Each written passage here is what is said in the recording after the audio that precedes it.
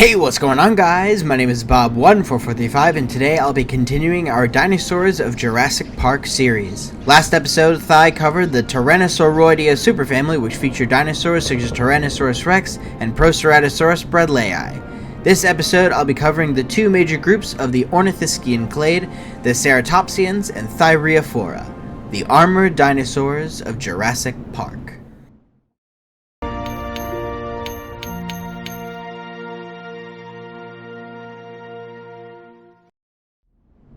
These two groups of herbivorous and potentially omnivorous dinosaurs cover a large portion of the species we see throughout the franchise. As with last episode, we'll only be covering the species seen in the main film canon and canon-adjacent material. However, this may change with smaller groups of dinosaurs who aren't quite as prominent in the franchise. We'll be starting with Thyreophora, a clade of armored dinosaurs that inhabited the entire Jurassic and Cretaceous periods. The Thyreophora consists of two main groups of dinosaurs, Stegosauria and Ankylosauria. Ankylosauria, in turn, is divided into Ankylosauridae and Nodosauridae, all of which will be featured later in this video. Within the first trilogy, only a small handful of species were featured. In the first film, a vial containing the embryo of Stegosaurus stenops, a member of the family Stegosauridae, is featured in the cryogenic freezer Nedry was stealing from. What's interesting is that the vial mentioned version 2, implying an early rendition of Stegosaurus that we've never seen.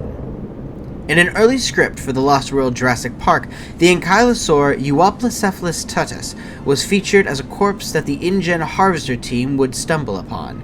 As such, the species itself would be featured in the Lost World video game for the PlayStation 1. The species wasn't fully reintroduced into canon until the Dinosaur Protection Group website featured it as an inactive species in the 1996 InGen list.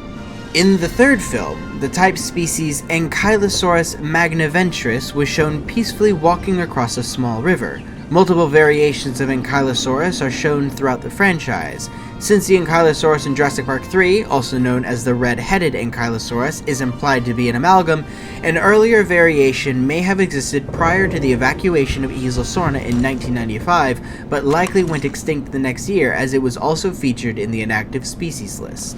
Lastly, a third variation is featured in Jurassic World. In the Evolution of Claire novel, it's said that the Triceratops and Ankylosaurus brought from Isla Sorna had cohabitation issues in the Gyrosphere Valley, leading to the separation of each species sometime in 2004. It's likely that, in order to correct this, Dr. Wu designed a more passive variant for each of these species. In the Discovery Center Nursery Station, featured in the Jurassic Park section of Islands of Adventure, we are introduced to Sylvosaurus chondrei, a member of Nodosauridae from the Dakota Formation, although not much is known about this species both in canon and in real life. In the Jurassic World trilogy, we are introduced to Hoplitosaurus marshii, a nodosaurid dinosaur from the Lakota Formation. It was featured in the Innovation Center's Holoscape attraction, meaning that its viability as an active species is placed into question. Regardless, in Jurassic World Fallen Kingdom, we see the corpse of Peloroplides cedramontanus, a nodosaurid dinosaur from the Cedar Mountain Formation, although not much is known about this dinosaur's appearance in canon as we only see its corpse. Finally, returning to the Stegosauridae family, Kentrosaurus aethiopicus, a small dinosaur that coexisted with Giraffatitan bronchi in the Tendaguru Formation, plays a pivotal role in Jurassic World Camp Cretaceous. Although its origin is up for debate, I believe we can safely say that the single population of Pierce is thriving on Manticore Island, although we won't know for sure until the release of Jurassic World Chaos Theory next year. Moving on from Thyreophora, the Ceratopsians are an abundant group of dinosaurs in the Jurassic franchise. Restarting with the Jurassic Park trilogy, specifically the first film, we are introduced to the Triceratops horridus.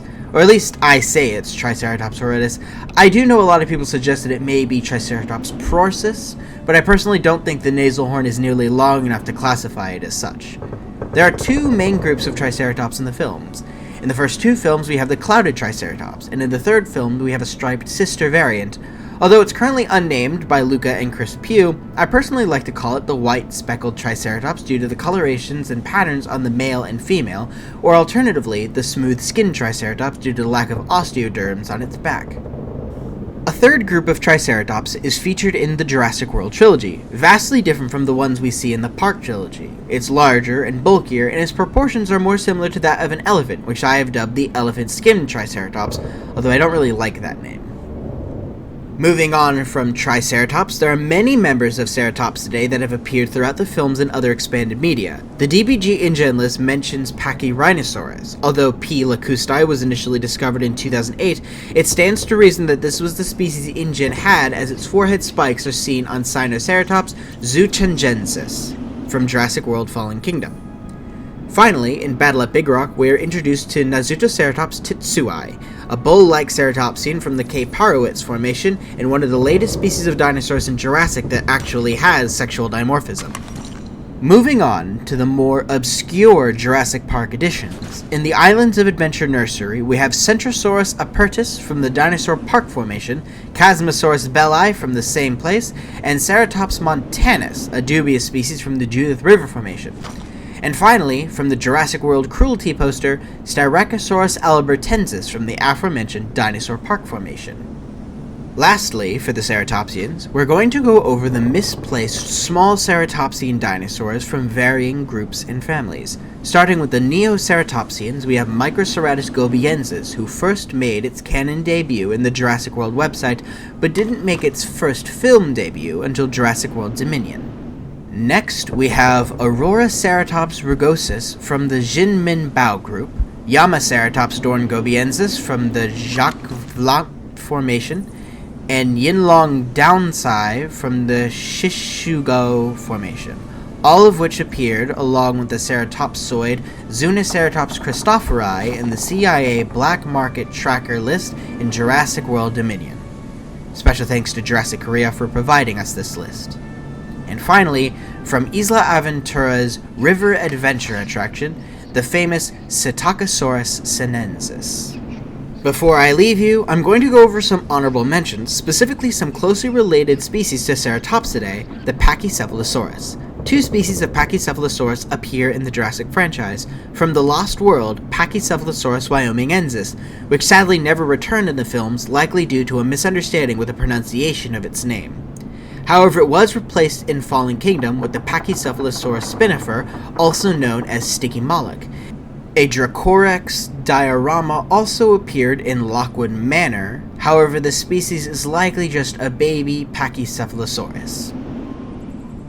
And there we have the Armored Dinosaurs of Jurassic Park, starting with the Jurassic Thyreophorans to the late Cretaceous Ceratopsians and Pachycephalosaurids.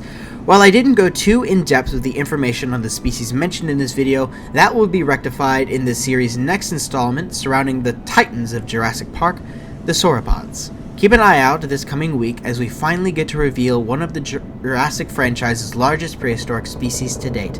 This is Bob14435, signing off. Hey Ember Miners, thanks for watching today's video. Be sure to click the subscribe button on your way out and click the bell icon to be notified of our videos when we upload them.